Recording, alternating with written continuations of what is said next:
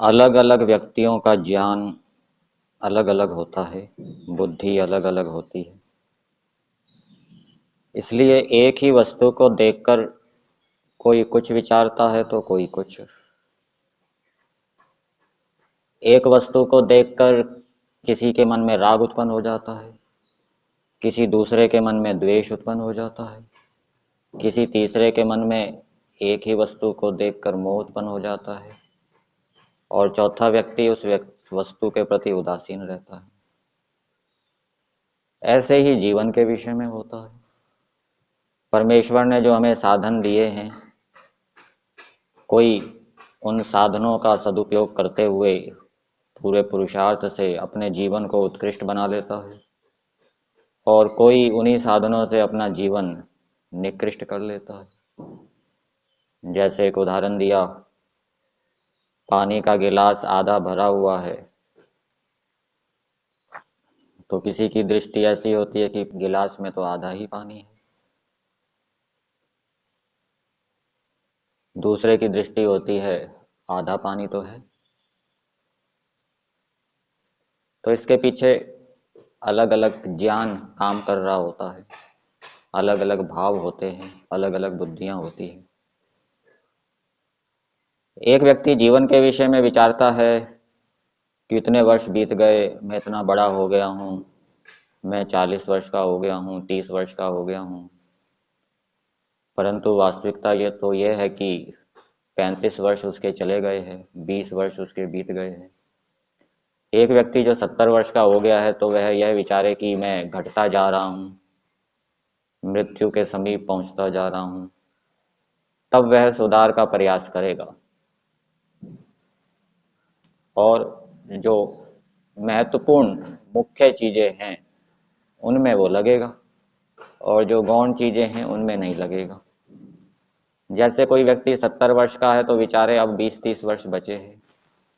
ऐसे बार बार हिसाब लगाने से समय का मूल्य पता चलता है। इसलिए समय का ध्यान रखना चाहिए। दूसरी बात, व्यक्ति के पास बहुत अधिक सामर्थ्य होता है। बहुत अधिक सामर्थ्य होता है का मतलब यह है कि व्यक्ति पुरुषार्थ से बहुत अधिक सामर्थ्य को प्रकट कर सकता है, किंतु वह अपने सामर्थ्य को समझ नहीं पाता, डर जाता है, कार्य बता देने पर झेल नहीं पाता, जबकि आ जाने पर वो उसको झेल लेता है।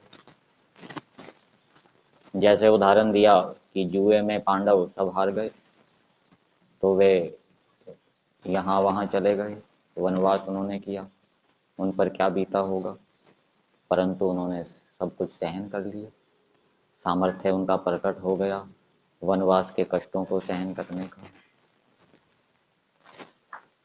यदि व्यक्ति अपने सामर्थ्य को समझे और उस सामर्थ्य को प्रकट करे तो वो थोड़े समय में बहुत काम कर सकता है।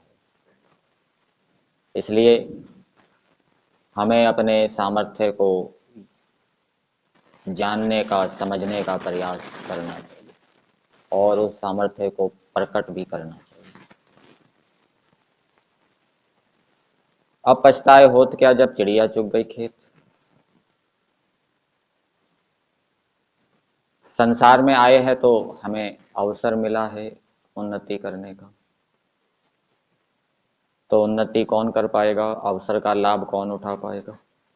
जो पहले से योजना बनाकर चलेगा। तो जो पहले से योजना बनाकर चलता है कि ये समय आएगा तो मैं उस समय ये करूँगा, तो वो समय का सदुपयोग करते हुए उन्नति को प्राप्त कर सकता है। और इसके विपरीत जो योजना नहीं बनाता, बस अंधाधुंध चलता जाता है, कुछ विचारता नहीं समय का सदुपयोग कैसे करना है, वो अपने जीवन को खो देता है, नष्ट भ्रष्ट कर देता है। जैसे कोई व्यक्ति रोगी हो जाए तो जब तक रोग नहीं हटता वो चिकित्सा कराता रहता है, कराता रहता है। ऐसे ही ये रोग हैं, कौन से, काम क्रोध लोभ मोह भय शोक, तो ये भी जब तक ना हट जाएं तब तक इनकी चिकित्सा करते रहना चाहिए। और इनकी सर्वोत्तम चिकित्सा ये है कि व्यक्ति अहिंसा, सत्य, अस्तेय, ब्रह्मचर्य आदि का पूरी शक्ति से पालन करते हुए फिर समय मिलने पर स्वाध्याय सत्संग भी करता रहे। तो ऐसे करते रहने से धीरे धीरे प्रभाव पड़ता है और व्यक्ति का जो रोग है वो कम होता जाता है। अतः एक तो हमें जीवन के विषय में विचारना चाहिए कि समय बहुत चला गया, अब बहुत थोड़ा समय बाकी है। ऐसा विचारने पर कार्य करने की गति बढ़ेगी। अपने सामर्थ्य को जानकर उसको प्रकट करना चाहिए। समय का पूरा सदुपयोग करने के लिए पहले योजना बनाकर चलना चाहिए कि ये समय आएगा तो उस समय मुझे ये कार्य करने हैं।